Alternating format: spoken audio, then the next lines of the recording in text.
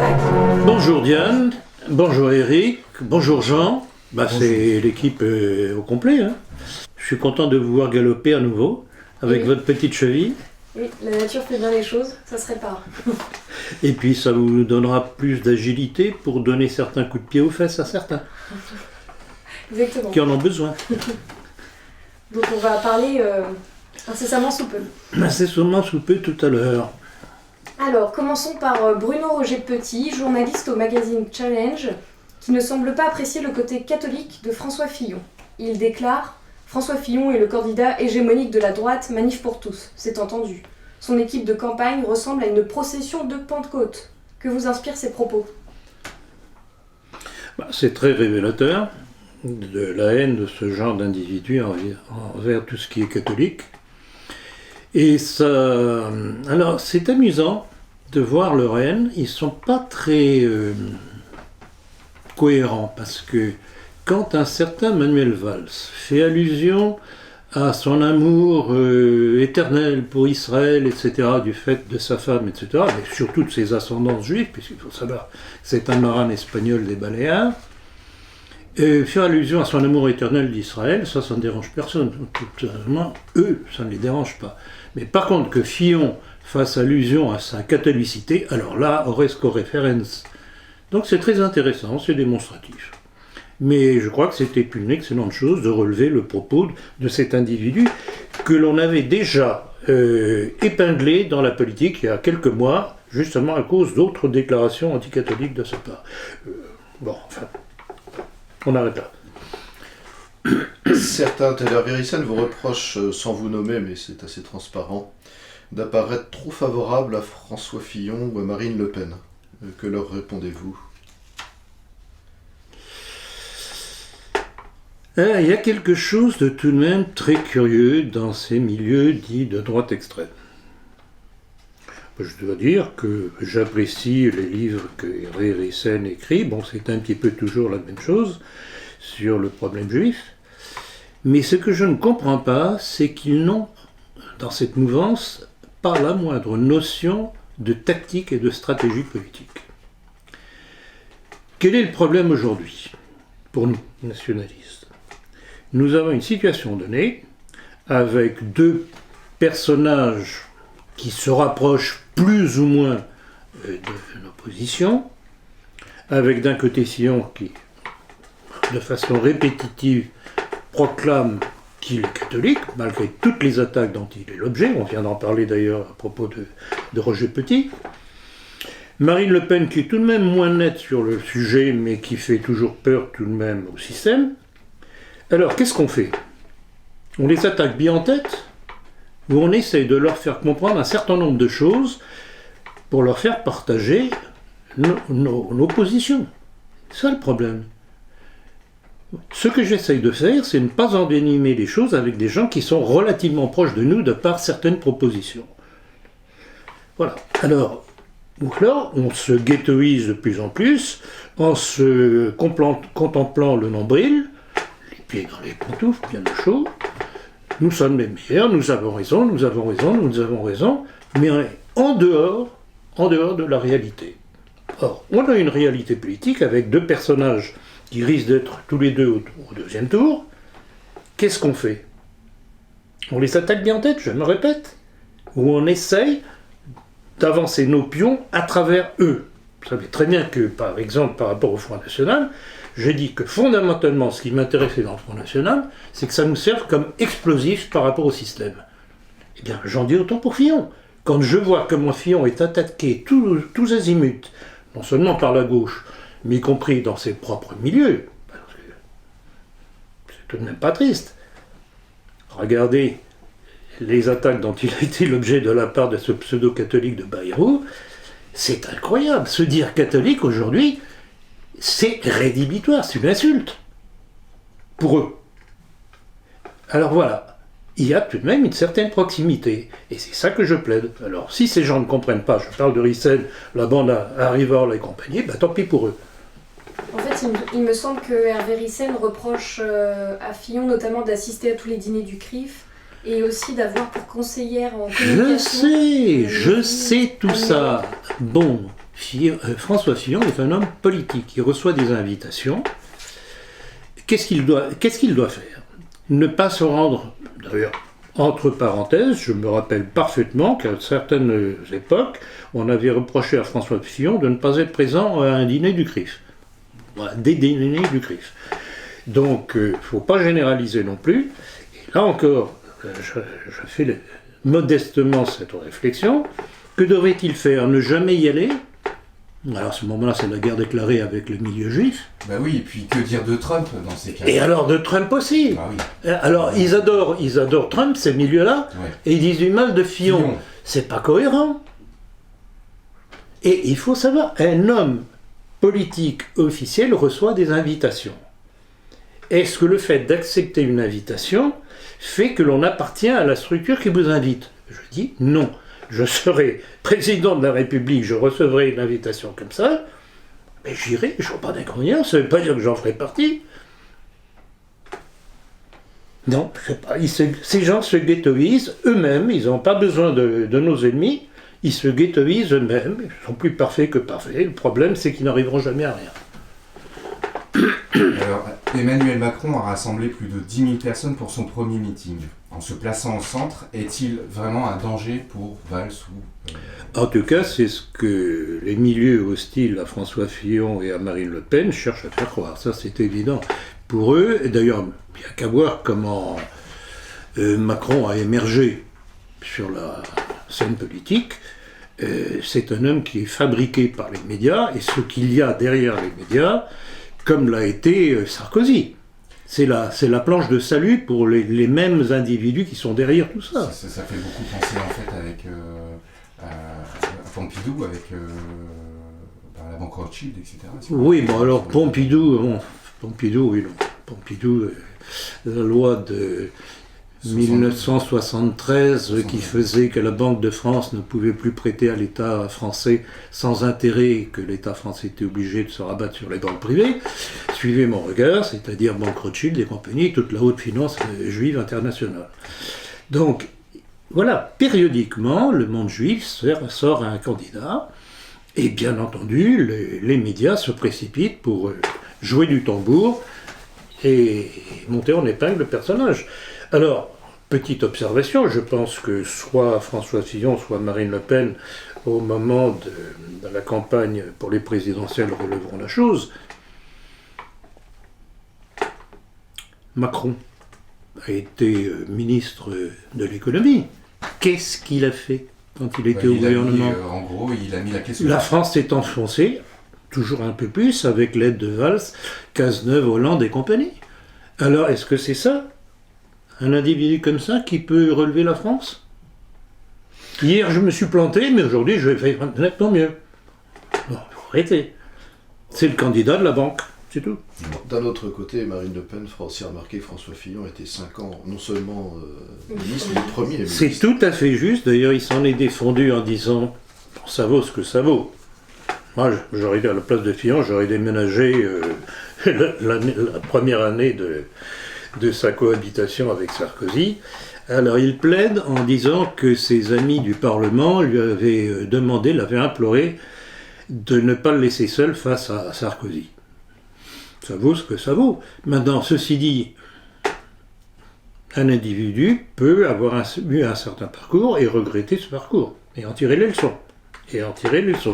Donc on verra. Rappelez-vous ce que j'ai dit au moment de la primaire à droite. Notre objectif, c'est faire barrage à Sarkozy et à Juppé.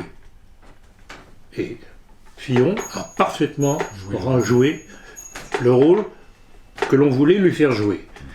Si on peut aller plus loin avec lui, tant mieux, mais ce sera à lui de prouver justement qu'il a compris et qu'il est allé plus loin que ce qu'il n'a fait jusqu'à présent. Attendons et voyons venir. Vous savez... Vous tablez sur une poutinification du personnage. On rampe le temps que... Très juste. Poutinification du personnage. Exactement. Ça sera encore même à prouver. Hein. Et d'ailleurs, ça sera approuvé. C'est à lui de prouver. Alors, François Fillon, Henri Guénaud, Nicolas Dupont-Aignan se disent tous gaullistes, comme si c'était un gage de valeur. Qu'est-ce qu'être gaulliste? Gage de valeur. Là, on aurait dû- Exactement. Eh bien, le gaullisme, c'est une immense tromperie d'abord. Ça montre que ces gens, qui sont issus du sérail, de l'éducation de l'époque, ne savaient pas qui était De Gaulle, ce qu'avait fait De Gaulle, quels étaient ses antécédents. Et là, dans mon dernier livre, L'armée française face à la destruction de la nation, j'en parle très longuement justement de tout le passé de De Gaulle, et ses lâchetés à répétition, ses trahisons à répétition, ses crimes à répétition. Donc quand je vois un Fillon et d'autres se dire gaulliste, je me dis les malheureux, ils ne savent même pas de quoi ils parlent. Mais ceci dit, cette allusion au gaullisme part d'un réflexe honnête, c'est-à-dire qu'ils ne voient à travers De Gaulle que l'image du patriotisme. C'est tout. Donc en fait, c'est plein de bonnes intentions. Simplement, ils se trompent sur l'incarnation. Parce que l'histoire est écrite par les vainqueurs. Exactement. Et puis c'est l'éternelle rengaine également, concernant en fait le programme nucléaire, etc. Oui, indépendance des États-Unis. Et puis Il faut regarder tout de même de plus près, parce que le dictateur de Brazzaville, c'était pas tout à fait l'indépendance des États-Unis. De Gaulle a été l'homme des États-Unis, enfin l'homme du monde anglo-saxon et de ce qu'il y a derrière, bien entendu, qui a fait la décolonisation, qui est le point de départ de l'immigration et invasion que nous subissons aujourd'hui. Donc voilà, donc ces gens qui s'isolisent, je dirais, de prime abord, en fait, ils le font dans un but qu'ils pensent noble, parce qu'ils le prennent pour un patriote réellement. Mais ils ne savent pas ce qu'il y a derrière, c'est tout. Donc le gaullisme, c'est une vaste usurpation, une vaste tromperie. Souhaitez-vous revenir sur... Et je rappellerai, pardon Eric, ma conférence sur De Gaulle. Ceux qui ont quelques doutes encore sur le personnage, qu'ils aillent visionner ma conférence sur De Gaulle. Eric, pardon. Souhaitez-vous revenir sur l'opération Ronce révélée par Éric Zemmour, affirmant que l'état-major français s'apprêtait, avec l'aide de l'armée israélienne, enfin en tout cas de certains spécialistes de l'armée israélienne, dont certains sont déjà venus sur le territoire français, donc à nettoyer les territoires colonisés de France. Alors c'est très intéressant. Quand j'ai vu, ça c'est dans son livre, c'est à propos de son livre Un quinquennat pour rien, le livre de Zemmour. Il y a quelque chose qui m'a semblé curieux et que je crois que personne n'a soulevé. On l'a soulevé dans la politique. De deux choses l'une. Ou bien réellement c'est dans les cartons de l'armée française, de l'état-major de l'armée française. Mais alors ça veut dire quoi? Que le pouvoir socialiste serait d'accord? Est-ce que vous croyez que le pouvoir socialiste, qui ouvre toujours et toujours plus grandes les portes à l'invasion islamique en France, par l'immigration, serait prêt à cautionner, à couvrir ce genre de liquidation? Ça colle pas. Ou alors c'est un coup d'État de l'armée contre le pouvoir socialiste. Ça ne colle pas. Et en fait, moi, ce qui me semble dans cette histoire de Zemmour, c'est qu'il voudrait bien, et ça rejoint, rappelez-vous, le texte que j'ai cité du rabbin Touitou, la guerre des mondes, il voudrait bien que les catholiques deviennent les petits soldats d'Israël. C'est tout. Et là, je rappelle encore une fois, allez voir ma conférence sur la guerre des mondes. Si vous n'avez pas encore compris, j'espère que vous comprendrez.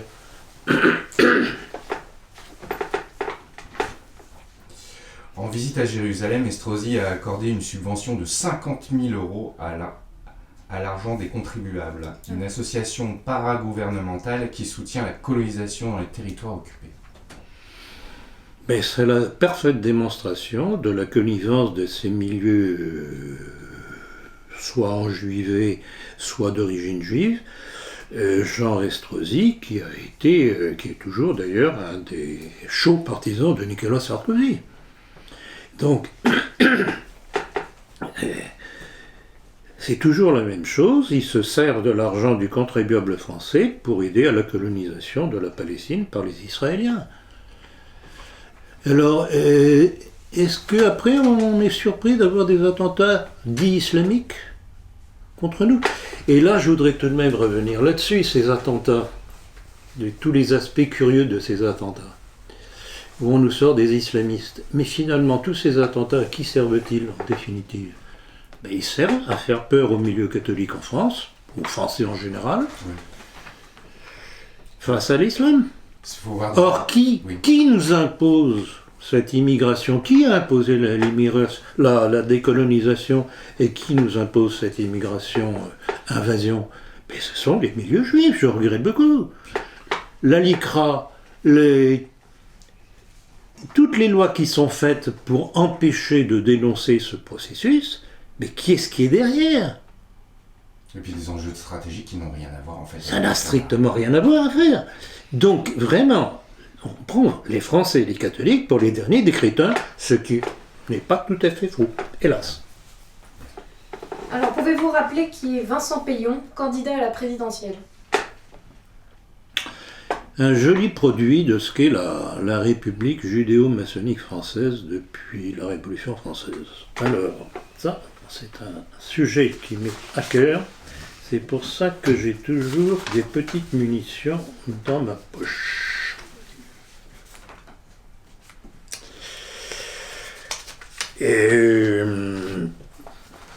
Alors, vous avez évidemment remarqué que Vincent Peillon s'est porté candidat au primaire de la gauche. Et qu'il a grande chance de remporter. Pas nécessairement. Mais il est tout de même bon de savoir, justement pour qu'il ne remporte pas cette élection primaire, ce qu'il dit. Alors, j'en ai parlé à plusieurs reprises dans certaines de mes conférences dernièrement, à propos de son livre « La Révolution française n'est pas terminée ». C'est un livre qui a été publié au Seuil en 2008, dans lequel il dit ceci. La Révolution française est l'incarnation d'une régénération et d'une expiation du peuple français. La Révolution implique l'oubli total de ce qui précède la Révolution, et donc l'école a un rôle fondamental puisque l'école doit dépouiller l'enfant de toutes ses attaches pré-républicaines pour l'élever jusqu'à devenir citoyen. C'est bien une nouvelle naissance, une transsubstantiation qui opère dans l'école et par l'école, cette nouvelle Église avec son nouveau clergé, sa nouvelle liturgie, ses nouvelles tables de la loi.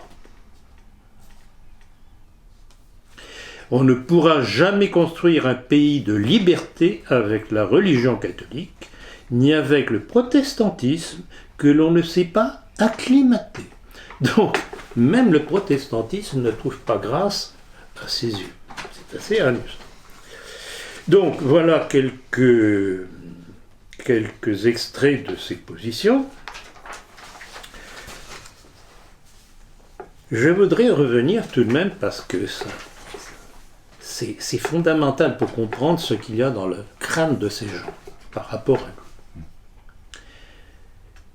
nous. La Révolution française est l'incarnation d'une régénération et d'une expiation du peuple français. Est-ce que vous mesurez bien ce que cela veut dire?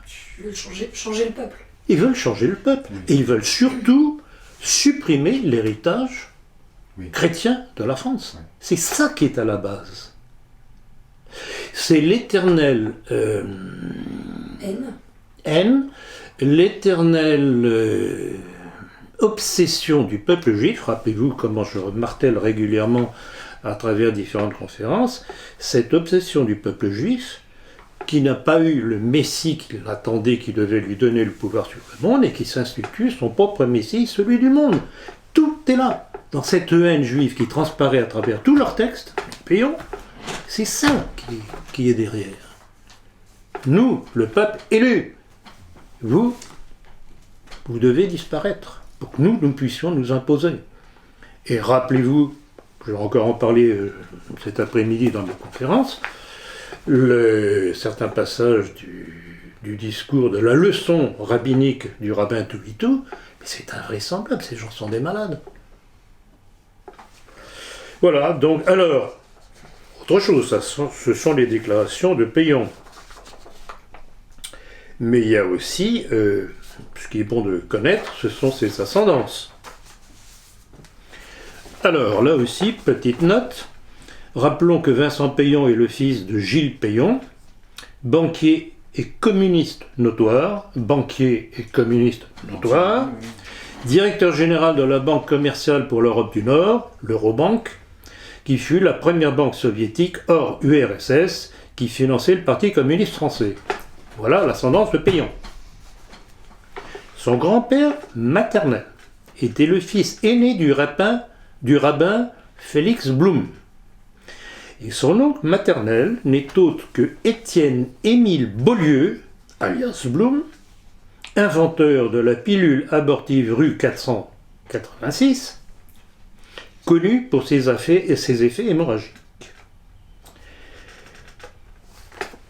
Je tire ce petit extrait du parcours familial de la famille Payon-Blum d'un numéro de la politique dans lequel on l'avait signalé, et j'avais commenté à l'époque, ils sont destructeurs sur tous les plans, politiques, moraux et physiques. Voilà sur Payon. Pour qui appelez-vous à voter à la primaire du PS Bon, évidemment, dans le contexte, on ne peut voter que pour ce qui nous semble moins pire. Et je dirais que le moins pire, à l'évidence, c'est Montebourg. Alors, Montebourg, tout de même, a certain intérêt pour nous, c'est que, apparemment, dans son discours, contrairement aux autres d'ailleurs, il plaide pour le maintien des entreprises françaises et pour les maintenir, éventuellement, la nationalisation des grandes entreprises françaises. Je n'ai aucun inconvénient. Et alors certains, dans nos milieux, lui reprochent d'avoir une ascendance marocaine. Mais curieusement, il ne reproche pas aux autres d'avoir une ascendance juive dans nos milieux. Alors qu'est-ce qu'il préfère ? Là encore, c'est révélateur de ce que sont nos milieux, au point de vue vraiment, mais aveuglement, ou peut-être autre chose. La poutre dans l'œil. Incroyable. Parce que Montebourg a des ascendances juives. Ouais. Non, marocaine. Marocaine, mais Marocaine. pas... Oui. Marocaine. Et... Mais là, Vincent Payon, je n'ai pas vu de mise en évidence particulière dans ces milieux-là. Et sur le parcours de Payon, ce que j'ai cité de Payon, dans etc. les paroles, ils ont fait un article quand même sur Payon où ils dénonçaient ses ascendances juives. Oui, mais il y a d'autres milieux dans ce genre de tendance, c'est le silence. Valls, qui a relié l'information que nous avons sortie de ses origines juives mallorquines. À en juger par le prochain film de la propagande contre le FN intitulé Chez nous. Non, et le refus des banques à prêter à Marine Le Pen, le FN semble encore déranger le système. Qu'en pensez-vous ? C'est évident, mais alors c'est beau la démocratie. C'est beau la démocratie. Donc quand on ne plaît pas au système, il n'y a pas d'argent pour faire la campagne électorale démocratique que veut faire le Front National. Alors j'ai tout de même apprécié une chose, c'est qu'un des porte-parole de François Fillon s'est élevé contre ce barrage fait par les banques au financement du Front National. Je trouve que c'est honnête et c'est intelligent. Christine Lagarde, jugée coupable de négligence dans l'affaire de l'arbitrage tapis, mais dispensée de peine. Cette décision vous inspire-t-elle un commentaire ? Oh que oui. Alors, Christine Lagarde, en rappelant d'abord ce qu'elle est, elle a été le ministre des Finances de Nicolas Sarkozy. Donc, elle est co-responsable de la dégringolade financière, économique, industrielle de la France, qui n'a pas commencé avec les socialistes, mais qui a commencé avec Sarkozy. C'est grâce à Sarkozy et à Obama qu'elle a été nommée à la tête du Fonds monétaire international, le FMI. Et alors, ce qu'il y a d'extraordinaire vraiment dans cette affaire, c'est qu'elle a été déclarée coupable par la Cour de justice de la République, mais pas punie. Alors, ça veut dire quoi ? C'est-à-dire que par cette espèce de montage pour régler soi-disant le différend avec Tapie, dans l'affaire Tapie, c'était le crédit... Oui, le Crédit Lyonnais, oui. Crédit Lyonnais, exactement. Sur l'affaire Adidas aussi. Oui, toute une Tapie avait commencé par escroquer plus de 400 millions d'euros. L'argent du contribuable. Et par le biais de ce montage de cours indépendantes inventé par Sarkozy et Lagarde, on lui a octroyé encore dans les 43-45 millions d'euros supplémentaires à titre de dédommagement moral hors impôt. Il en demandait 150 millions, je pense, je crois. Hors impôt. Donc voilà les complicités entre le pouvoir sarkozyste avec Christine Lagarde, qui, je dirais, dans l'affaire, a été le fusible pour protéger Sarkozy. Mais elle est coupable et responsable. Ben non. Le parquet a demandé sa relaxe, donc elle a été quand même déclarée coupable, mais pas punissable. C'est admirable. Elle est tranquillement repartie. Et elle est tranquillement repartie, et le Fonds monétaire international a dit qu'il continuait à lui maintenir sa confiance. Alors, petite observation quand même, ça montre de quelle protection cette femme dispose. Ce qui en dit long sur elle, sur ses appartenances. Une gentille dame, en fait, juste comme ça la parenthèse, qui aime bien donner des leçons de numérologie apparemment. Exactement. Tiens. Oui, tiens. Avez-vous écouté l'interview du général Tauzin concernant le génocide rwandais? Je l'ai entendu de A à Z, le crayon à la main. C'est le prototype justement de ces militaires qui sont passés à travers l'épuration, enfin lui est relativement jeune pour être, mais qui en est l'émanation. Parce que quand je l'entends faire des professions de foi républicaine et se vanter, je crois que c'était dans l'une de ses toutes premières vidéos, d'avoir participé à telle intervention, l'Irak, la Serbie, je ne sais pas quoi, je dis, mais il n'a rien compris. Il n'a rien compris que l'armée française est aux ordres des buts mondialistes. Alors, sa dernière intervention, bon, tout à fait normal qu'il se défende et qu'il défende l'armée française de l'imputation qui est faite de crimes contre les Hutus. Mais alors là où ça vient comme un cheveu sur la soupe, c'est quand il se réfère à De Gaulle en citant De Gaulle qui fustigeait les partis politiques. Quand j'ai écouté ça, je me suis dit, mais mon général, pas De Gaulle, pour faire une réflexion pareille, fustiger les partis politiques, mais qui est-ce qui les a ramenés avec tout le personnel politique de la Troisième République responsable de la débâcle? Qui a remis à l'honneur la maçonnerie? Alors, pas De Gaulle pour faire de pareilles déclarations. Le problème de ces militaires, c'est qu'ils ne savent pas. Je ne dirais pas qu'ils sont de mauvaise foi, ils ne savent pas. Ou alors ils ne veulent pas voir, ne pas savoir. Voilà sur le général Tauzin.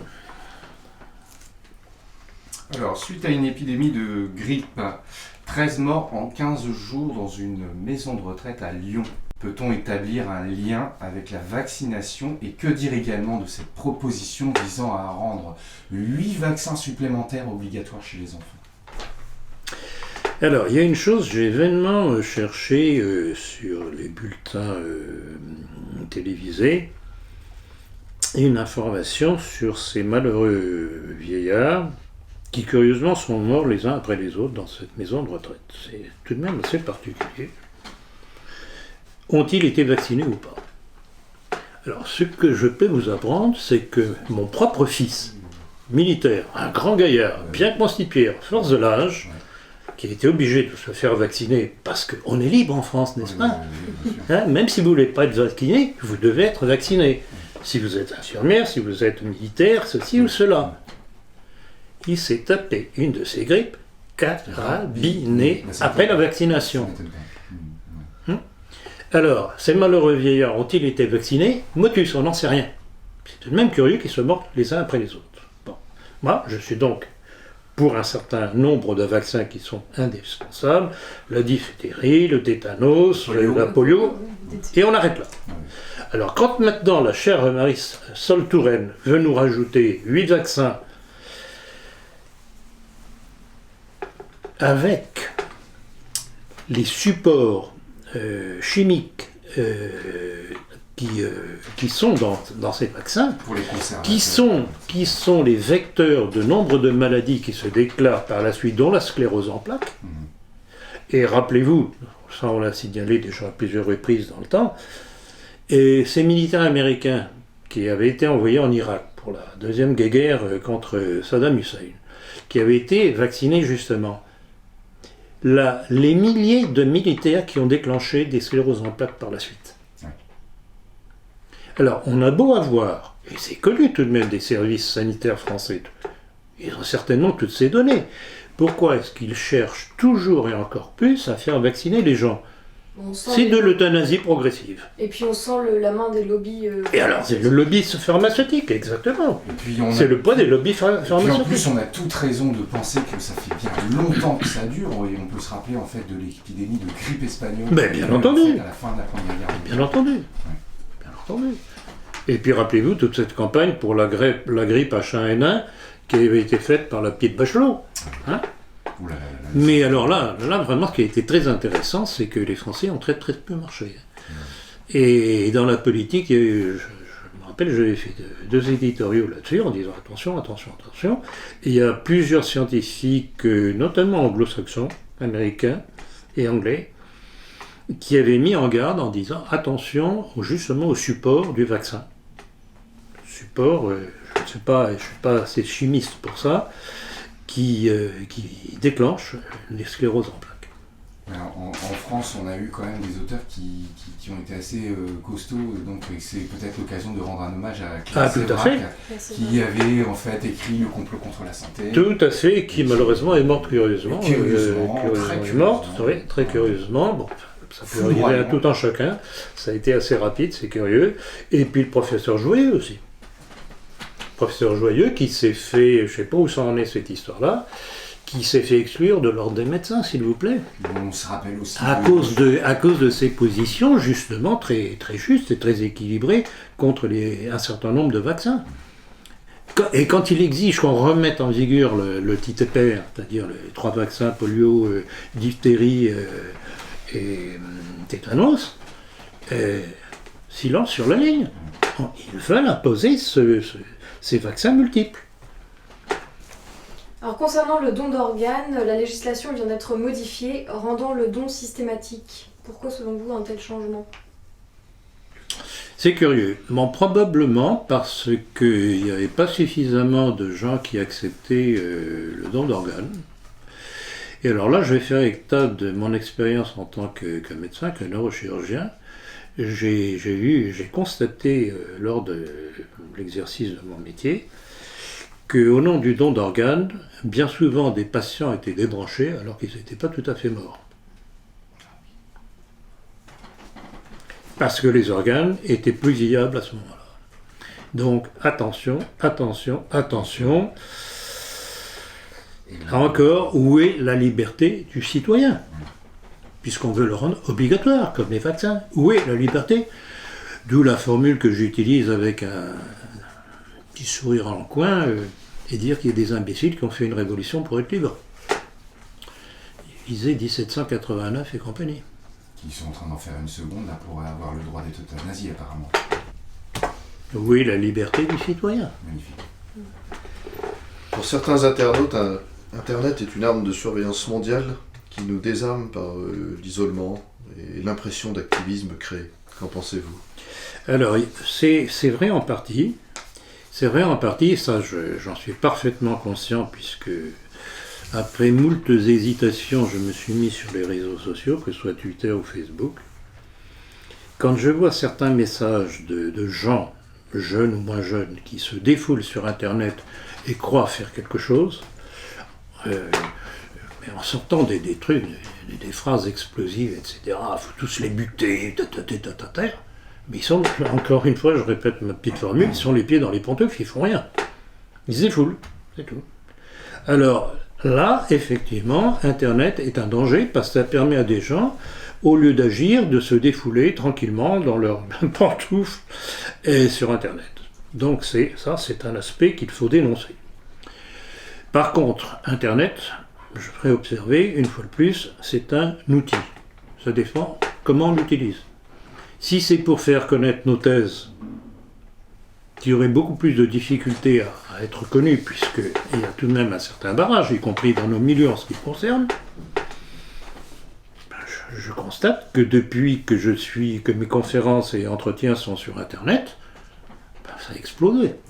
Ça a explosé. Vous êtes bien passé pour savoir les milliers de gens qui regardent, et que dès qu'il y a un retard, qui dit mais qu'est-ce qui se passe et pourquoi c'est pas encore en ligne, etc. Mais oui, c'est ça. Et le 4e pays qui vous suit d'ailleurs, moi j'étais étonné en regardant les statistiques, c'est l'Algérie. Hein, le 4e pays qui vous suit. Mais oui. Alors certains me reprochent justement que mon comment appelle-t-on ça, votre discours. Mon truc sur Facebook, etc. est squatté par des milieux musulmans. Mais si certains musulmans comprennent ce que je dis et trouvent que c'est bien, et pourquoi pas?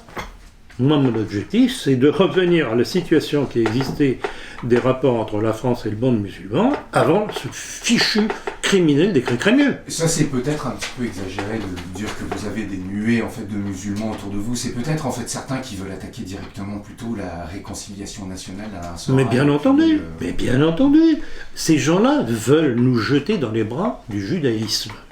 Et donc, cette tactique que j'ai annoncée depuis longtemps qu'il fallait retourner l'arme du judaïsme qui utilise l'islam contre nous, ça les dérange. C'est pour ça que je persiste et je signe. Il faut renverser les choses et revenir à une entente correcte entre ces deux communautés qui existaient avant le décret Crémieux, qui a été fait justement pour nous brouiller à mort, c'est le cas de le dire. Voilà.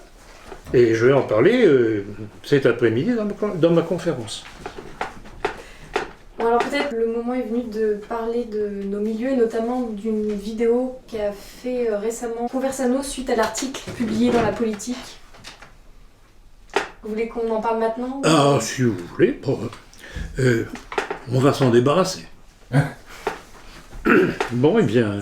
oui, donc Conversano a relevé une erreur qui a été publiée dans La Politique, notamment suite à... Il a raison. Un livre sur il a raison, ça a été effectivement une erreur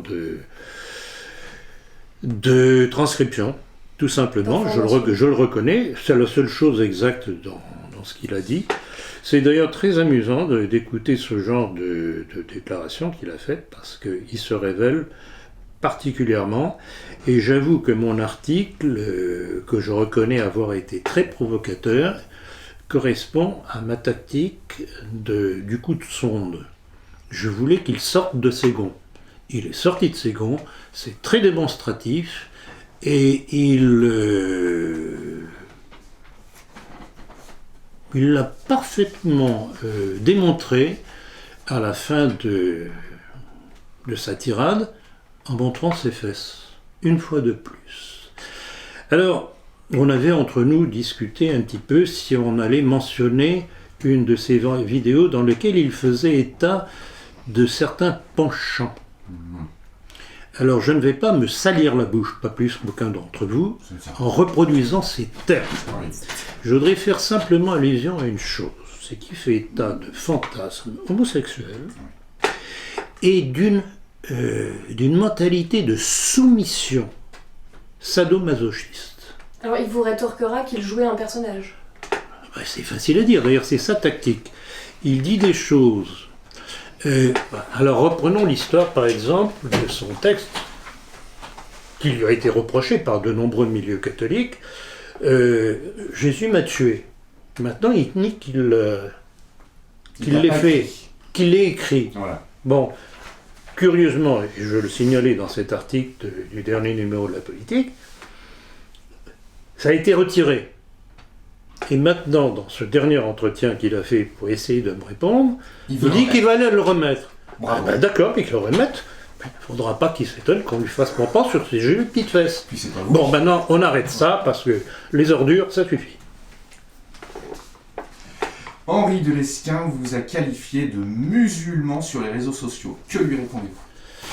Ah ben c'est une vieille histoire. D'abord, c'est l'histoire d'une vengeance de sa part par rapport à moi. Mais ça a une histoire assez ancienne. En fait, ça remonte à l'époque où, ayant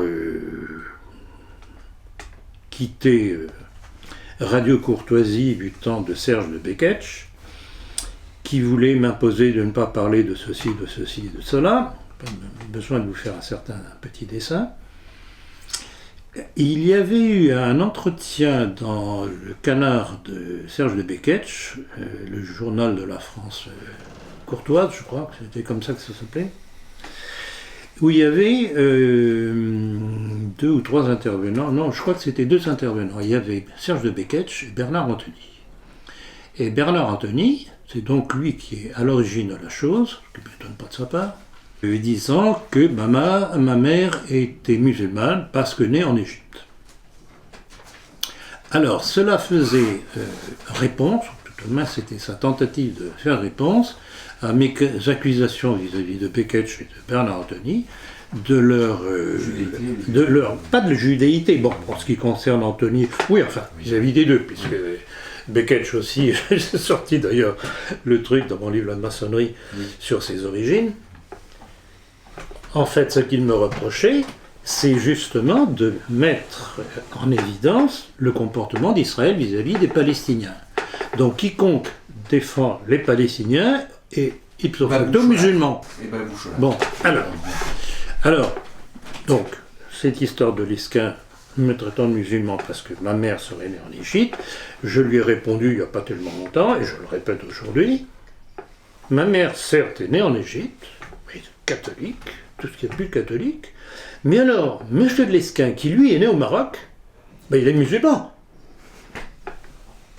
Logique. Hein? Si j'étais né à Pékin, je serais chinois? Non. Mais voilà le niveau de ces gens-là pour essayer de me décrédibiliser dans le milieu qui, dès qu'on apparaît comme musulman, proche des musulmans, ils sont incapables de répondre sur le fond. Oui. Mais Bernard Anthony est un des vecteurs de cette politique actuelle, avec Zemmour et compagnie, Jean Sévillat, de cette volonté de mettre les catholiques au service d'Israël. Je les accuse. Ils peuvent me traiter de musulman comme ils voudront, ça m'est complètement égal. Alors, voilà le fond. Pour continuer sur Henri de Lesquen, il a publié un tweet dernièrement dans lequel il dit, petit 1, que concernant le conflit israélo-palestinien, il est neutre, que le sort d'Israël n'importe pas à la France, mais aussi qu'il y a déjà un État palestinien, que c'est la Jordanie. Ce qui est en partie fou. Petit 3, qu'il n'a pas d'objection à ce que Jérusalem soit la capitale de l'État d'Israël. J'ai lu ça, bravo Diane de citer ça, parce que c'est démonstratif. S'il ne voit pas d'inconvénient à ce que Jérusalem devienne la capitale de l'État d'Israël, et c'est justement ce que Trump a l'intention de faire, aux applaudissements de la communauté juive. Donc, vous voyez ce qu'est Lesquen, qui d'un côté vous sort des trucs vraiment d'une vulgarité incroyable, en faisant des jeux de mots sur les rescapés de la Shoah, genre Simone Veil, etc., ce qui lui vaut d'ailleurs un procès de la LICRA, et qui d'un autre vient vous applaudir au transfert éventuel de l'ambassade de France et des États-Unis à Jérusalem. C'est tout et n'importe quoi. Donc, alors ce type-là, ou bien il est complètement déstructuré intellectuellement, ou bien il essaye de paraître au plus pressé, je ne sais pas. Alors, petite chose aussi que je voulais signaler, c'est que Lesquen, visiblement, n'a jamais digéré que, ça remonte aux années 2002-2003, que j'ai révélé sa fameuse phrase qu'il avait publiée dans le numéro 40 de la lettre du Club de l'Horloge, Et en première page de son article, il y avait sa bobine, il y avait sa photo. Et la fin de l'article était signé Henri de Lesquen, dans lequel il disait que la Déclaration des droits de l'homme de 1789 est l'acte de naissance. Bon, il l'a jamais digéré, et pour cause, parce que, étant versaillais, dans la bonne société versaillaise, ça a dû faire un petit peu désordre quand même. Et tout dernièrement, je me suis rendu compte qu'il ne cesse de m'insulter, donc me traiter de musulman, etc. Mais je n'ai plus la possibilité de lui répondre sur son site. Il a fait bloquer mon accès sur son site. Donc voilà le courage de ce genre d'individu. Qu'il ait les opinions qu'il ait, à la limite, d'accord, mais que discutons. Mais non. Mais non. Je crois que c'est plutôt un tribun qui essaye de provoquer comme Tribun ça. Non, c'est du tribun. Pas du mal des Romains. Ouais. Et donc, il a quand même réitéré ses propos. Bien sûr qu'il a réitéré. Mais il s'est fait siffler d'ailleurs. Oui, exactement. Alors là aussi, puisque vous savez, pourquoi est-ce qu'un Jérôme Bourbon, directeur de ce journal Rivarol, invite des individus de cet acabit-là, alors qu'il se dit c'est des vacantistes et nationalistes? C'est des vacantistes. Mais il invite un homosexuel franc-maçon, Chéri Golmeta. Vous trouvez pas ça un peu contradictoire? Nationaliste? Il invite un Lesquen qui dit que la France est née avec la Déclaration des droits de l'homme de 1789. Qui chante l'international aussi, je crois. Exactement, il a chanté l'international lors de ce fameux banquet. Et il invite un Le Pen qui ne cesse de répéter qu'il est le seul héritier du gaullisme. Dans un journal comme Rivarol, qui fait du pétainisme. Mais cherchez la contradiction. Non mais voilà le milieu. Et étonnez-vous de voir où on en est. Mais la contradiction, il n'y en a peut-être pas, le but c'est de vendre le maximum d'abonnements. Oui, mais alors là, je regrette beaucoup. Alors là c'est terminé. Oui. Si le business passe avant la défense des idées, c'est terminé.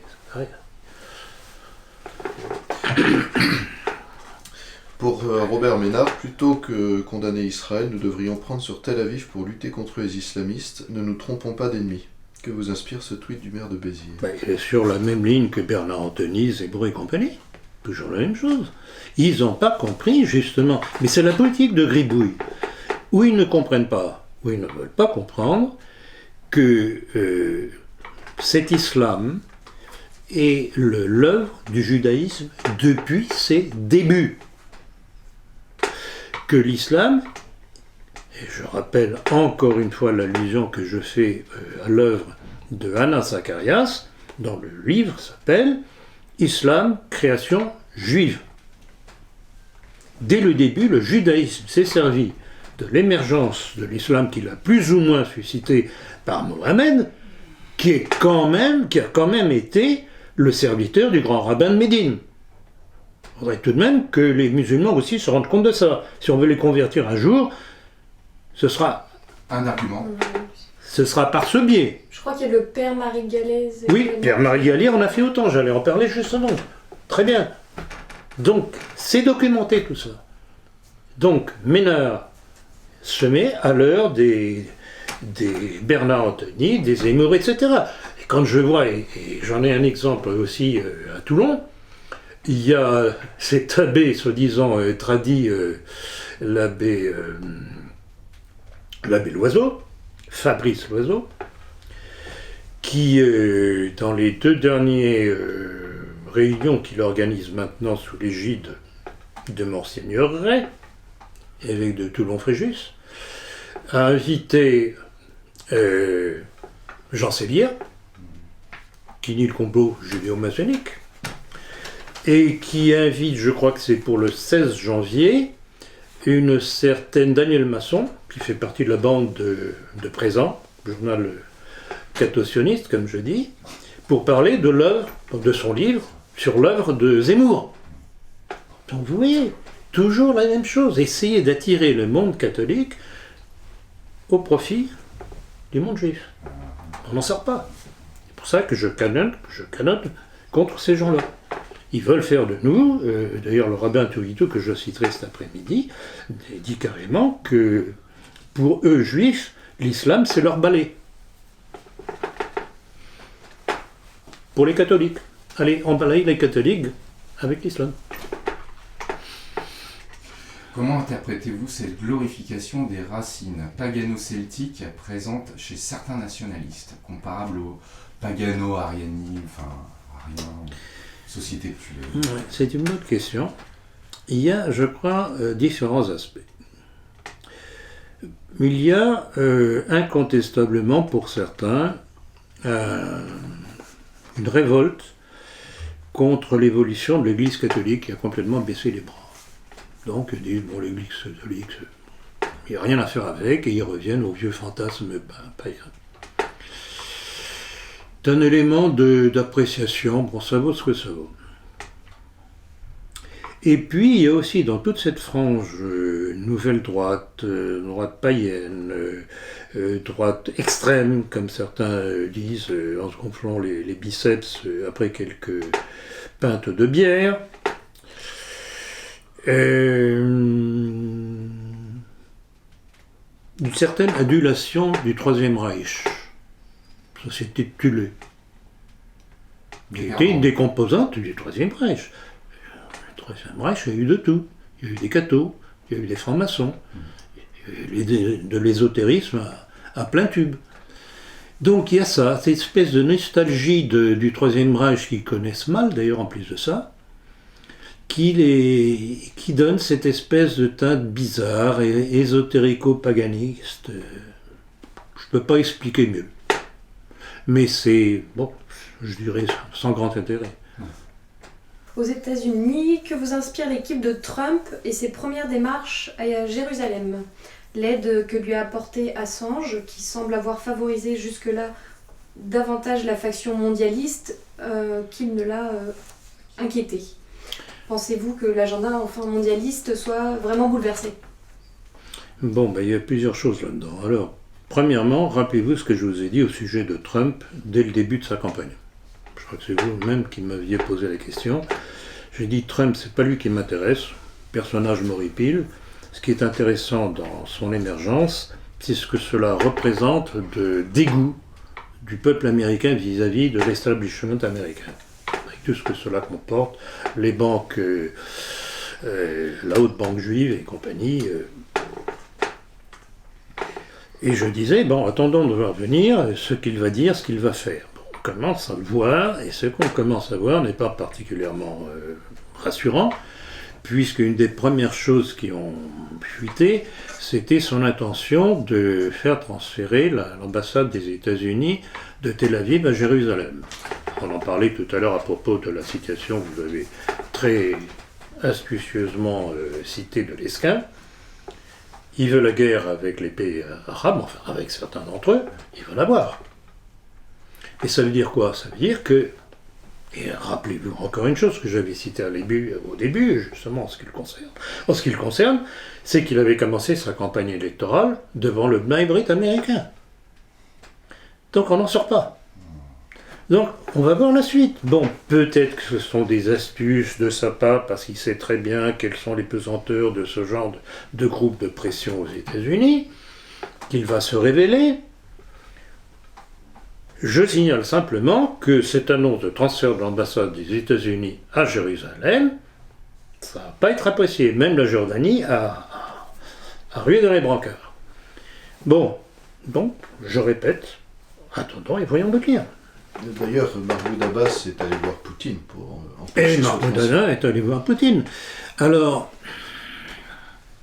je sais pas. Et il y a une chose curieuse aussi, c'est que quand je vois, je suis abonné à un certain nombre de sites juifs et israéliens, et les juifs ne sont pas d'accord entre eux par rapport à Trump.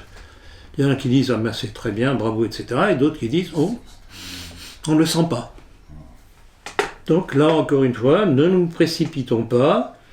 J'ai un a priori qui n'est pas favorable, mais peut-être qu'il réservera de bonnes surprises. On verra.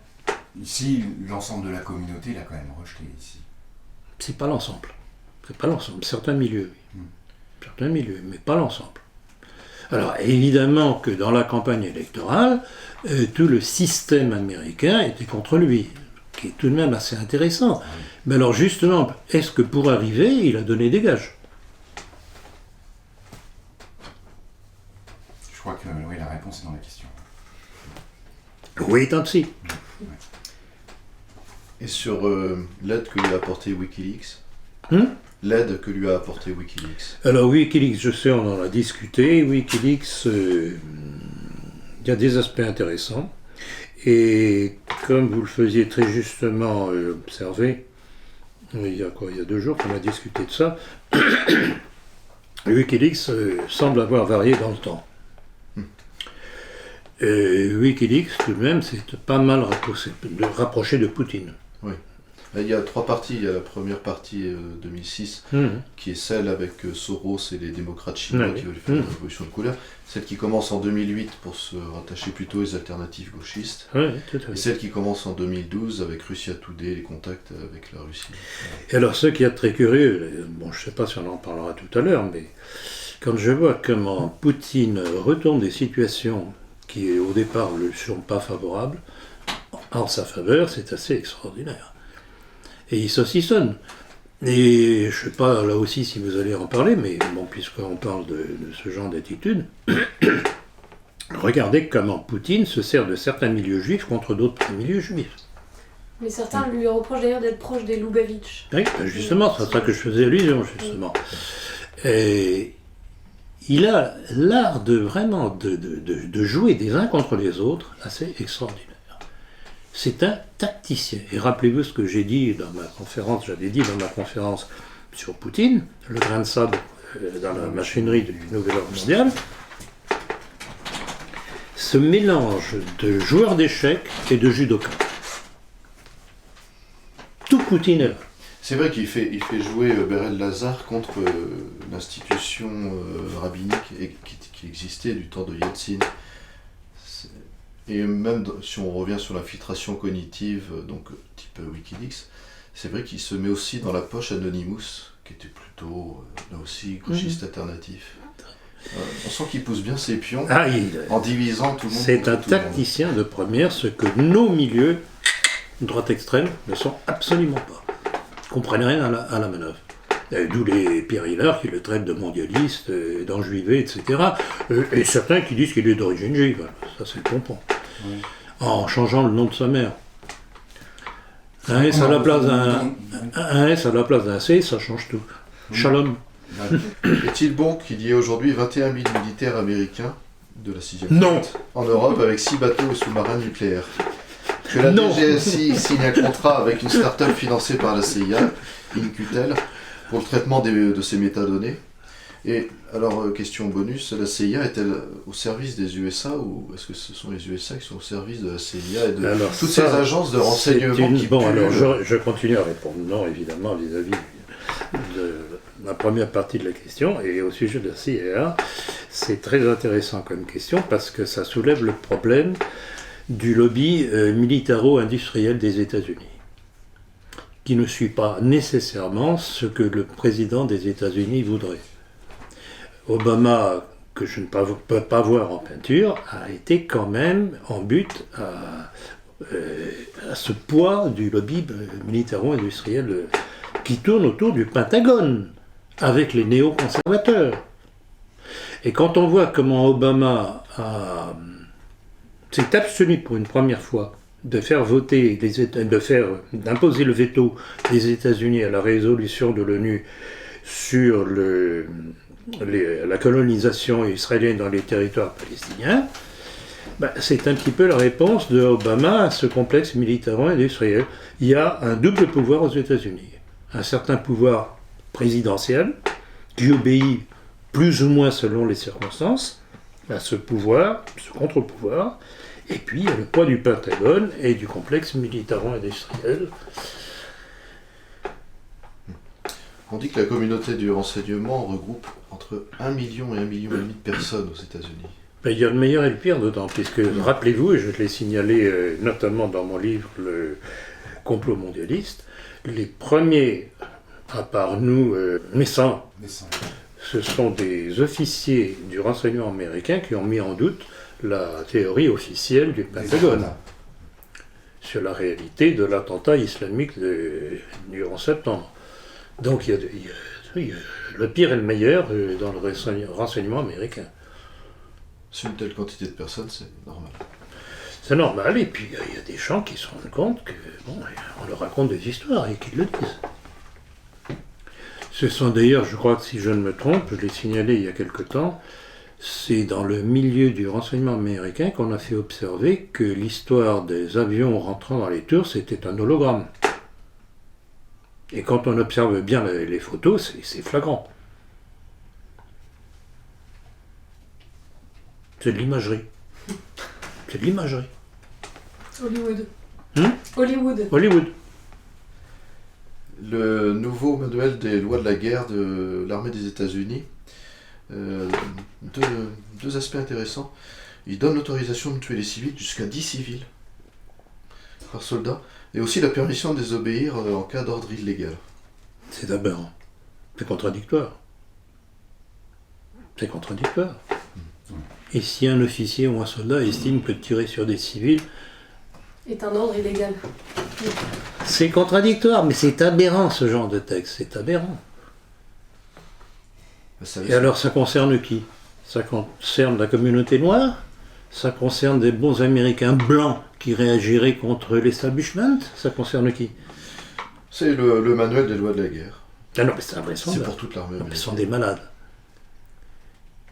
Vous savez que je maudis Christophe Colomb. Oui. C'est pas la première fois que je le dis. Hein. J'aurais jamais dû découvrir l'Amérique. Mais c'est surtout le Mayflower, et puis comment ça s'appelle-t-il? Oui. C'est ça surtout qui... Non, Mayflower, même pas, parce que Mayflower, c'était... Mayflower, à la limite, on a la transposition moderne avec le WASP. Non, c'est ce qui est venu se greffer par la suite, c'est toute l'immigration juive. Fin du 18e, 19e aux États-Unis, qui a progressivement colonisé les États-Unis. Les États-Unis sont une nation juive. Et je pèse mes mots.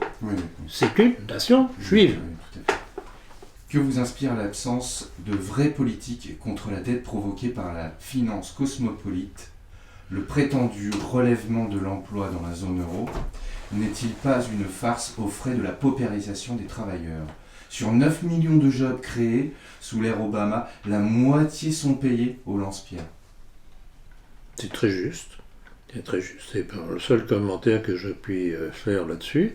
C'est que toutes ces crises financières, ces bulles économiques qui ont éclaté, sont faites pour appauvrir les plus pauvres et les faire travailler comme des esclaves. Point.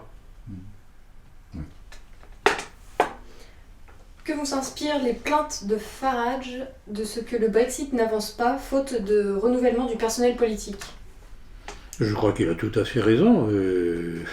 C'est-à-dire que ceux qui ont perdu avec le Brexit essayent de freiner des quatre fers les négociations pour faire sortir l'Angleterre de l'Europe communautaire. C'est évident. Y a-t-il en Angleterre finalement une sorte de 5e colonne? Certainement. Bien sûr, elle existe partout. Mais il faut la désigner aussi, cette 5e colonne. Est-ce que vous pensez que la position de Corbyn, qui tout d'un coup a appelé pour le maintien dans l'UE, est-ce qu'on a là un archétype? Alors Corbyn avait eu des positions très courageuses justement contre la communauté européenne.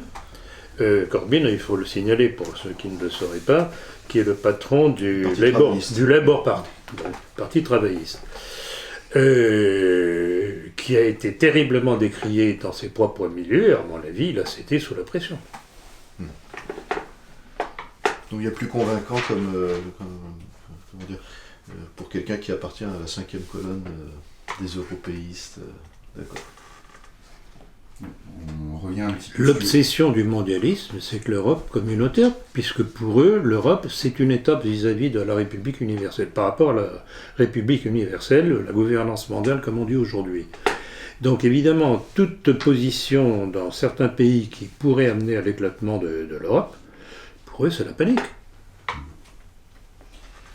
Alors encore, en fait, une décision un peu cosmétique de Trump, on y revient justement. Vous voulez parler de sa chevelure? Oui, notamment, mais alors pouvez-vous revenir sur la récente condamnation d'Israël par l'ONU et à la réaction du Congrès américain? J'y fais allusion tout à l'heure, justement. Oui. J'ai fait allusion tout à l'heure, comme quoi, curieusement, Obama avait donné l'ordre que les États-Unis ne mettent pas leur veto à cette résolution des Nations Unies sur la colonisation israélienne dans les territoires occupés. Alors, le Congrès, qui est aux mains des Juifs et des intérêts israéliens, a rué dans les brancards.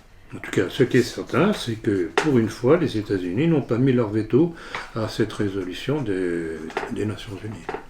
Alors, suite à l'attentat d'Istanbul, survenu la nuit de la Saint-Sylvestre dans une boîte de nuit, faut-il penser qu'Erdogan dérange l'oligarchie ? Ça me semble évident. Alors, Erdogan est un curieux personnage.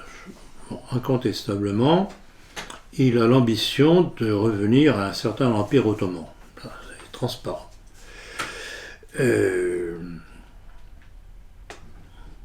Un petit peu opposé, d'ailleurs, on l'avait signalé dans la politique à plusieurs reprises, opposé à l'héritage des jeunes Turcs, la révolution des jeunes Turcs, ce qui est tout de même une indication intéressante.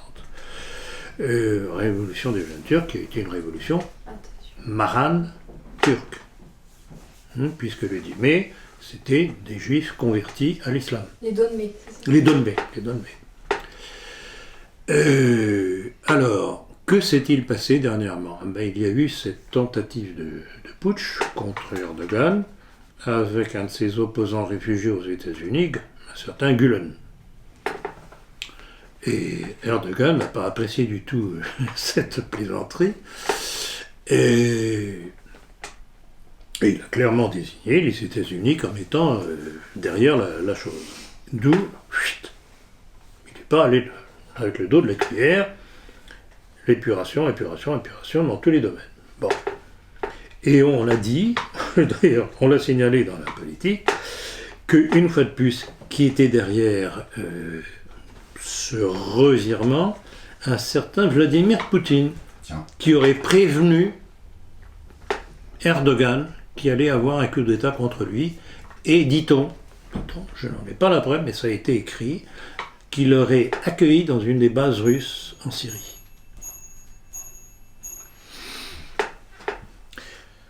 C'est possible, c'est pas exclu, mais qu'il l'ait prévenu, ça me semble assez évident.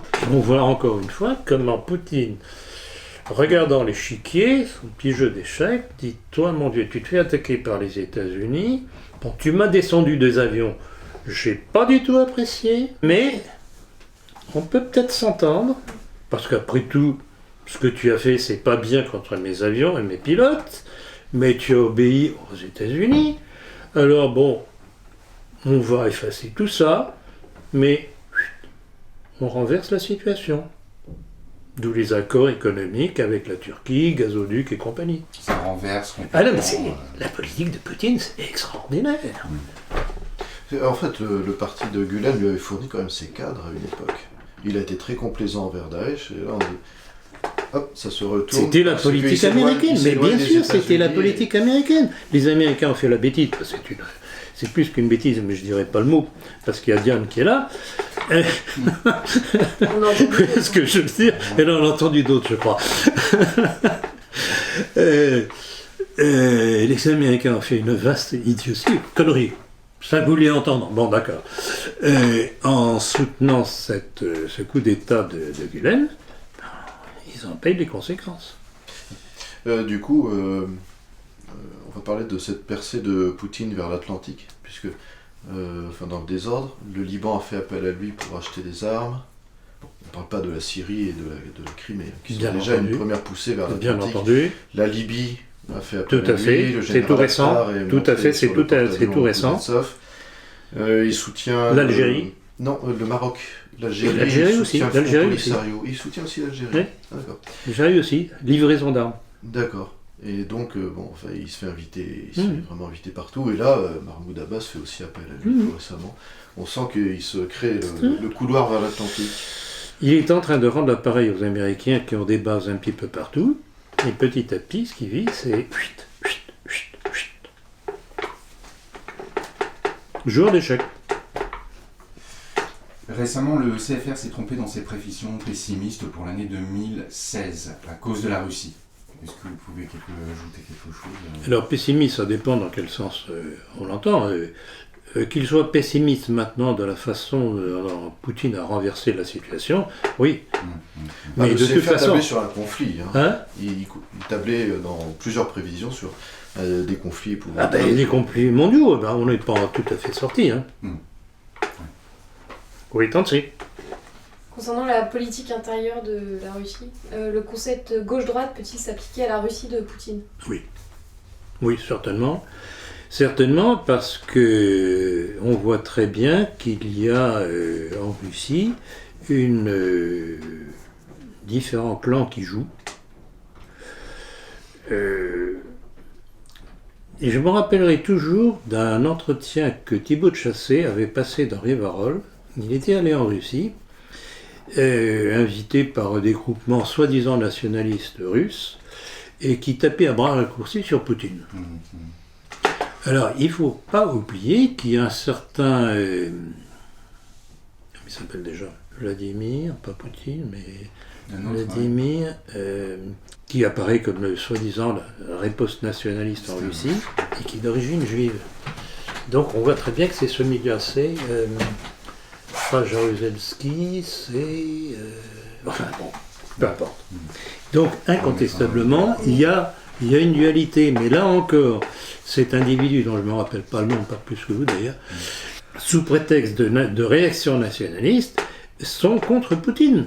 Alors, je regrette beaucoup, pour nous nationalistes français, ce que l'on apprécie chez Poutine, c'est qu'il le fait place nette, progressivement, de toutes les positions mondialistes. Qu'est-ce que vous voulez de plus? Il est nationaliste. Il est nationaliste. Il est nationaliste, alors appelons ça patriotisme russe ou pas. Et rappelez-vous, là encore une fois, la description que j'ai faite de Poutine dans ma conférence sur lui, le grand tournant pour cet officier, ce colonel du KGB, a été quand il était en poste à Dresde, donc en Allemagne de l'Est, quand il a vu l'effondrement de l'Union soviétique. Il en a été bouleversé, profondément blessé. Et il a compris d'où venait ce renversement de l'Union soviétique. Ce n'était pas du tout Jean-Paul II qui avait réussi à renverser le communisme, c'est parce que les milieux occidentaux, le grand business international, donc juif, avait besoin de s'ouvrir de nouveaux marchés à l'Est, et donc avait dit à Gorbatchev, dégage. Pour laisser la place, justement.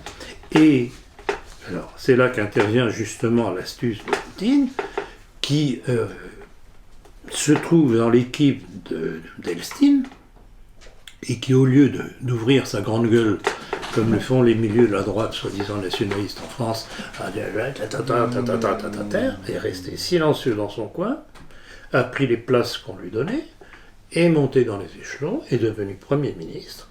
Et quand Epstein a dit, parce qu'il était malade, alcoolique comme il était, etc., qu'il a été nommé Premier ministre, et puis finalement il était devenu président de la Fédération de Russie, à ce moment-là, il s'est révélé. Mais seulement à ce moment-là.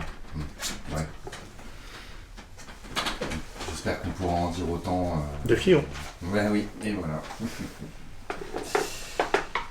Alors, que vous inspire le fait que l'ancien ambassadeur Joseph Wilson, homme qui a révélé en 2003 la fraude du Yellow Cake, soi-disant envoyé par l'Irak depuis le Niger? À l'Irak.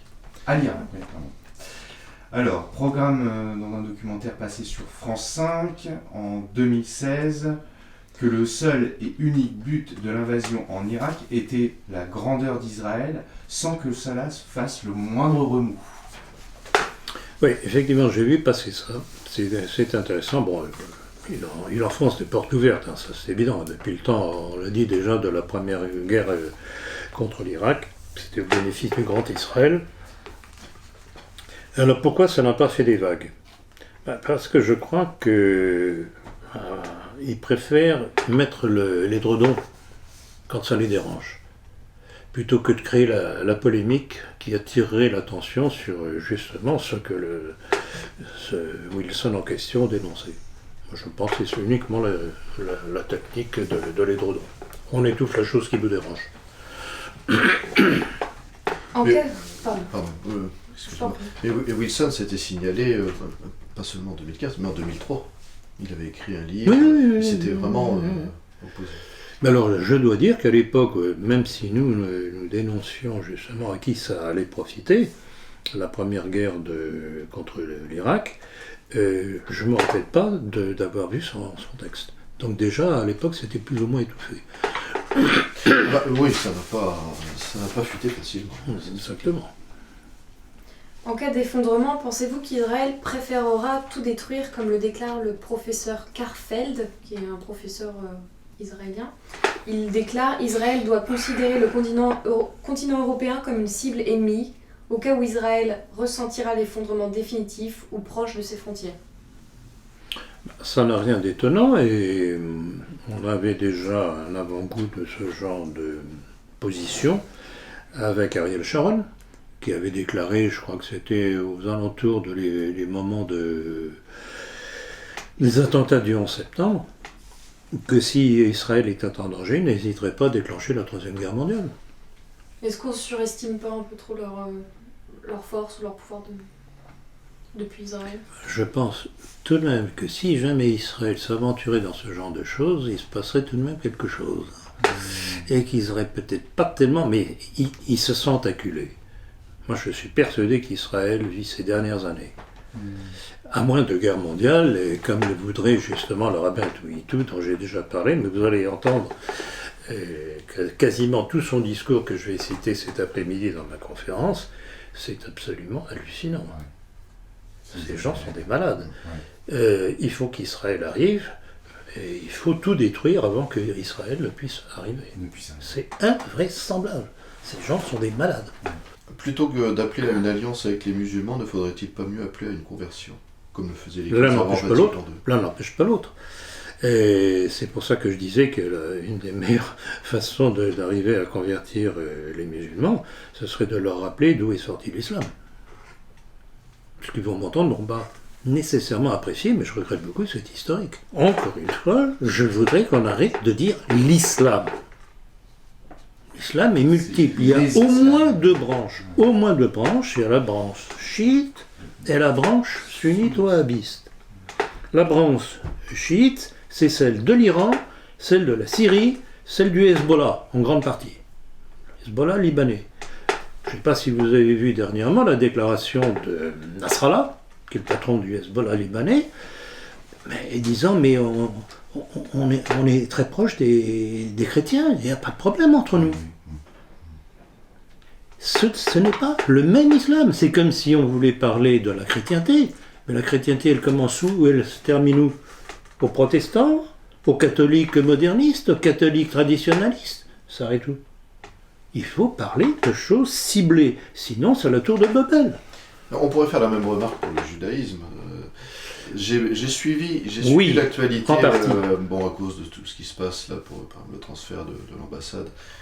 C'est quand même impressionnant de voir les factions dans le judaïsme. Tout à fait. C'est un protestantisme dans une certaine mesure.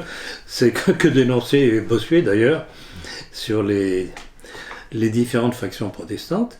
C'est invraisemblable. Je ferai simplement remarquer une chose, c'est que par rapport à nous, ils sont tous unis. Peut-être parce qu'ils sont beaucoup moins nombreux. Non, je crois que c'est la vieille obsession que je dénonce régulièrement en disant le point de départ de tout ça, c'est le refus du Messie qui leur apportait pas le pouvoir sur le monde. Tout est là. Oui, mais avant le Messie, ils étaient déjà repoussés de certains pays, notamment en Égypte, en Grèce. Non seulement ils étaient repoussés dans certains pays, mais ils procédaient à un certain nombre de massacres. Et rappelez-vous ce que j'ai rappelé dans ma dernière conférence à propos des Khazars. Que les Khazars, en fait, ne sont pas les nouveaux juifs. C'est que les Khazars ont été éliminés par une colonisation juive. Et donc en fait, il y a une haine de tout ce qui n'est pas eux. Mais bien entendu, tout est là.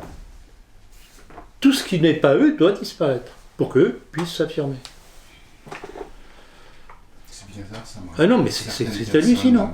Justement, enfin, bref. Et je citais alors justement dans ma démonstration sur les Khazars, parce que c'est aussi un truc qu'on trouve dans nos milieux, il n'y a plus de juifs sur les Khazars, faut rigoler quand même, il n'y a pas de maçons, il n'y a pas de juifs, tout va très bien.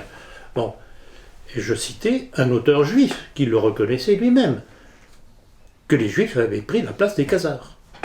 Qu'est-ce que vous voulez de plus? On ne peut pas rajouter plus, hein. Ça, Hein? oui, on peut pas rajouter. On ne peut pas rajouter plus. Non. Doctrine. Oui, on passe à la doctrine maintenant. Alors, dans les premières lignes du manifeste communiste de Karl Marx, commence ainsi. L'histoire de toute société jusqu'à nos jours est l'histoire de la lutte des classes. Cette assertion est-elle exacte? Je dirais qu'elle l'est devenue. Elle l'est devenue à partir de la Révolution dite française. Parce que sous l'Ancien Régime, quand il y avait le régime des corporations, justement, cela évitait la lutte des classes. C'était fait pour, justement. Ou dans une même corporation de métier, tous les échelons étaient solidaires par rapport au métier. Arrive la Révolution française qui fait quoi? Qui éclate. Qui supprime, qui interdit les corporations, avec interdiction, et je le martèle sur tous les tons, de toute structure, toute reconstitution de structure de défense du monde du travail. Ce qui voulait dire quoi? C'était livrer le monde du travail au capitalisme naissant. Oui. Point à la ligne. Alors, donc c'est pour ça que je dis c'est vrai, c'est faux, c'est devenu vrai à partir de la Révolution française. Parce que ça a été une façon fausse, maladroite, non adaptée de la défense du monde du travail par rapport au capital. Ce qui a précipité les ouvriers aussi vers les syndicats. Oui, bien entendu, bien entendu. Et c'est pour ça que, et c'est de même flagrant, toutes les révolutions françaises de la première moitié du XXe siècle ont toutes été des révolutions nationalistes avec des différences Oui. selon les pays, qui ont remis à l'honneur le système corporatif, justement en opposition au marxisme. La Commune de Paris est... D'où l'alliance entre le marxisme et les grandes démocraties, Oui, lors de la dernière guerre mondiale. bien sûr. C'est aussi simple que ça. C'est très rigolo parce Ah, qu'en réalité... C'est flagrant. Oui, et notamment la Commune de Paris, on pourrait s'y arrêter longuement. C'est entendu. complètement patriotard, hein. C'est entendu. une évolution absolument patriotard. Alors, quelle qualité pourrait-on attribuer à l'électorat communiste et qui ferait défaut aux partisans de la droite nationaliste? Très bonne question. Effectivement, il y a beaucoup à dire. Je dirais l'engagement militant et un certain vraiment un dévouement certain à ce qu'ils croient être la bonne cause. Un militantisme certain, j'insiste bien là-dessus, et une discipline que n'ont pas nos milieux. Et j'ai fait allusion à ça, je ne sais plus quand exactement, et quand j'avais parlé de la guerre civile d'Espagne, 1936, l'opposition entre le Parti communiste espagnol et les anarchistes espagnols. Les communistes étaient contre les anarchistes alors qu'ils étaient en principe alliés contre le même ennemi qui étaient les nationalistes espagnols. C'est très intéressant ça. Le communisme, c'est une orthodoxie. C'est une orthodoxie communiste, Oui. mais c'est une orthodoxie avec une règle et une discipline. Et justement, c'est cette discipline que je ne retrouve pas dans le milieu, puisque chacun estime devoir dire tout et le contraire de tout, n'importe comment, selon leur petite pulsion émotionnelle. Alors, lors du dernier entretien, nous évoquions l'autocritique. En quoi sommes-nous les premiers responsables de ce qui nous arrive? Je ne me sens pas coupable. Vous êtes responsable. Parce que depuis que je peux articuler quelques sons, j'ai toujours été contre ce que je dénonce aujourd'hui. Toujours. Même si je n'étais pas officiellement en politique, je me battais déjà pour ça. Est-ce qu'il n'y a pas, en fait, si vous voulez, une ancienne génération qui n'a pas été responsable, qui ne s'est pas responsabilisée? La responsabilité, je crois que c'est le maréchal Juin, que je cite d'ailleurs dans mon livre, sur l'armée française face à la destruction de la nation, c'est le maréchal Juin qui a mis le mieux le doigt sur la chose. Malheureusement, il n'a pas voulu s'engager. C'est le peuple français qui a voté le référendum de De Gaulle, qui a accepté les accords d'Évian. 75%, je crois, si mes souvenirs sont exacts, de Français qui ont voté pour ça. ce sont eux qui sont responsables, et ce sont eux qui se plaignent aujourd'hui de ce qui leur arrive. De ce qui leur arrive, absolument. Ouais. Donc votre question est très intéressante, Oui, mais oui, c'est ça qui est en cause. Je voulais- C'est le vote des Français, et je rappellerai qu'à l'époque, les Rivarol, Aspect de la France, Le Pen, je ne sais plus qui encore, Oui. Tixi-Vinacourt, ont fait voter pour le référendum de De Gaulle. Ce sont eux les responsables. Donc, vous, ce que vous êtes... Enfin, ce conflit intergénérationnel dont certains s'abreuvent aujourd'hui, il était préexistant et... Il n'y a pas de conflit générationnel. Il y a des jeunes qui voient juste, il y a des jeunes qui se trompent, il y a des vieux qui voient juste, il y a des vieux qui se trompent. Voilà. Point. Alors, dans l'histoire, y a-t-il eu des moments d'oubli puis de résurgence de la notion de nationalisme? Pour revenir sur la question. Bonne question. C'est un phénomène curieux avec ses avantages et ses inconvénients. Alors, je dois dire que le mérite d'avoir remis à l'honneur le mot nationaliste, c'est mon père. C'est mon père, d'abord par son livre « Les doctrines du nationalisme », qui a créé toute une génération de jeunes nationalistes qui ont plus ou moins bien évolué, notamment au travers de la première mouture de Jeunes Nations. Et je me rappellerai encore de l'époque, la toute première époque de Jeunes Nations, où il y avait le journal Jeunes Nations et il y avait les différents petits journaux des fédérations des étudiants nationalistes à travers la France selon des Soleil, universités. etc., oui. Il y avait de très bons articles. Or, tous les noms que l'on avait vus à l'époque ont tous disparu. Je ne sais pas s'ils existent encore, mais ils ont tous déserté, et ça, c'est la faute de Pierre Sidos. Pierre Sidos n'a jamais été un chef.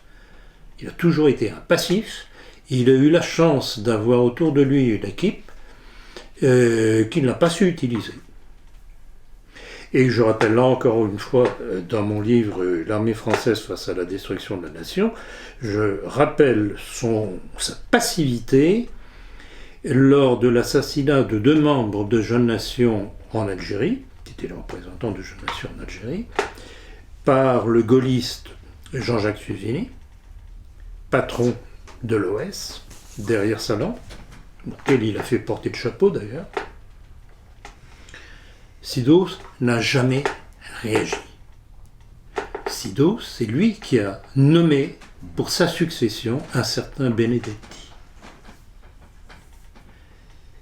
Voilà, un faux chef. On est loin de l'autre. Un faux chef, perdu dans son obsession de faire des chiffres, des fiches sur les gens, fiches qui ne sortiront jamais, qui ne serviront jamais à rien ni à personne. Je dois signaler aussi que Sidos fait partie de ceux qui, pour essayer de contrer les critiques que je fais envers sa passivité, pour ne pas dire autre chose, véhicule le mot d'ordre comme quoi ma mère était musulmane. Bah, nous voilà bien avancé, enfin en tout cas c'est pas des façons- Voilà ce que sont devenus certains milieux nationalistes. Alors pour en revenir justement à votre question, c'est mon père qui, après la guerre, a remis à l'honneur le mot nationaliste. Alors le drame, la contrepartie, c'est que maintenant se dit nationaliste. Et c'est tout et le contraire de tout. Ou patriote. Ou pas, oui, patriote. Alors là, très bien, faites bien de rappeler cette Revient à la mode. cette différence, c'est que patriotisme et nationalisme ne sont pas du tout des synonymes. Et là, dans mon livre Le nationalisme français, je me suis appesanti là-dessus. Le nationaliste, c'est celui qui prend conscience de l'histoire de France, des origines de la nation de France, et qui analyse les faits en fonction de cet héritage. Le patriote, c'est celui qui réagit émotionnellement à l'invasion du territoire, chose louable en soi, mais dont on a vu l'effet pervers lors de la dernière guerre mondiale. Parce que ceux qui ont réagi en ne voyant que l'invasion allemande, qui rejoint d'ailleurs De Gaulle, tous les réseaux de la résistance, y compris communistes, ils l'ont fait par patriotisme, sans comprendre que s'il y avait eu cette invasion physique Ouais. par l'armée allemande, c'est parce que au préalable, il y avait eu l'invasion intellectuelle, politique, philosophique de la politique française. Par qui? Bah oui. Par Toujours qui? les mêmes.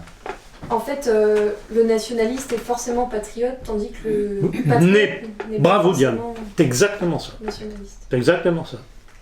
Mais simplement, c'est un patriote, mais qui voit au-delà de l'aspect émotionnel, qui revient aux causes, comme je dis toujours, revenir aux causes. Oui, parce que Et quand je vois sur Facebook, pour en revenir justement à l'effet pervers des réseaux sociaux, quand je vois sur Facebook, il y a eu 2 individus qui dernièrement ont dit « Ah oui, mais moi les causes je m'en fiche, de toute façon ça c'est du passé ». Mais ils comprennent toujours pas que les causes sont toujours là. Oui. Il y a l'hérédité des causes. Hein. Enfin, les causes d'aujourd'hui, c'est tout ce monde judéo-maçonnique qui occupe le pouvoir, qui impose l'immigration-invasion, qui dérange ces petits chéris qui se défoulent sur Internet, sur Facebook. Ah non, les causes c'est passé, maintenant ça ne nous intéresse pas. Et alors, Ils n'ont rien compris. ce qu'on voit également sur les réseaux sociaux, ce sont des juifs patriotes. Donc, mais cependant, ces derniers ne sont-ils pas réticents à épouser le nationalisme? Du fait que le nationalisme s'attache à défendre l'héritage intellectuel, moral et religieux Et de bien la entendu, nation. mais il y aura toujours une contradiction. Alors qu'il puisse y avoir des juifs atypiques, je veux bien, mais... C'est vrai qu'il y a des juifs patriotes. Oui, mais ça en fait une Oui, mais infime patriote, partie. oui, mais patriote parce que justement, ils ne voient quel aspect patriotique. Ce qui les intéressait, les juifs à l'époque, par exemple, lors de la dernière guerre mondiale, c'était que les Français prennent parti contre le Troisième Reich. Je ne vais pas faire l'apologie du Troisième Reich, puisque si nous sommes dans l'état dans lequel nous sommes, c'est parce que Hitler a prêté le flanc pour se faire déclarer la guerre par les grandes démocraties. Donc merci du cadeau. Hein. Mais ceci dit, il y avait tout de même des choses positives dans le Troisième Reich, la façon dont Hitler a remis les colonies allemandes en 4 ans, malgré le blocus économique imposé par les Juifs. Rappelez-vous, Daily Express du 23 mars 1933, je crois, disant « Judea declares war on Germany », le monde juif déclare la guerre à l'Allemagne. Malgré ce blocus du monde économique anglo-saxon et juif, il a réussi à mettre... Bon, ça c'est positif.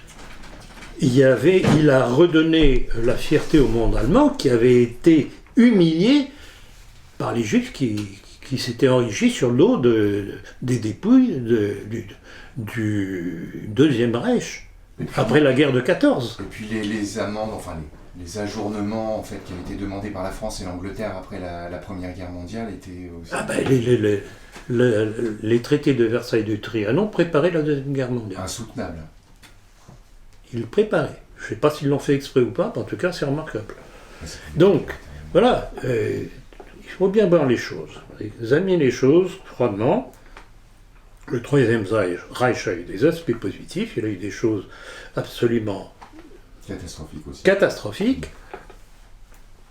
Je ne veux pas rentrer dans le débat Holocauste, pas Holocauste, vous savez très bien quelle est ma réponse. Reconstitution du crime. Voilà. Moi je suis un scientifique, je me fiche pas mal des déclarations des uns ou des autres. Faites la reconstitution du crime. Sinon, pourquoi est-ce que pour la première fois dans l'histoire du crime de l'humanité, on condamne des gens sans qu'il y ait reconstitution du crime? Et puis on ne peut pas faire des... Incroyable, hein? Vous avez une querelle de famille suite à un héritage. Une partie qui dit mais c'est lui qui l'a tué. Et on va vous croire? Ouais. On va les croire plutôt? Voilà, c'est ça. Écoutez, mais c'est invraisemblable cette histoire. Bon, on a terminé? Bon, eh bien, merci à vous tous. Hein. Vraiment, chemin faisant, on forme une fameuse équipe. Hein. Une fameuse équipe. Et là, et c'est ce que beaucoup apprécient d'ailleurs, justement, c'est cette façon de cibler les sujets les uns après les autres et de faire des démonstrations. Alors, on croit pas, ça c'est du domaine de la foi, mais au moins on apporte un éclairage autre que tout ce que l'on voit dans les médias, et y compris dans nos médias. Merci à vous tous. Merci.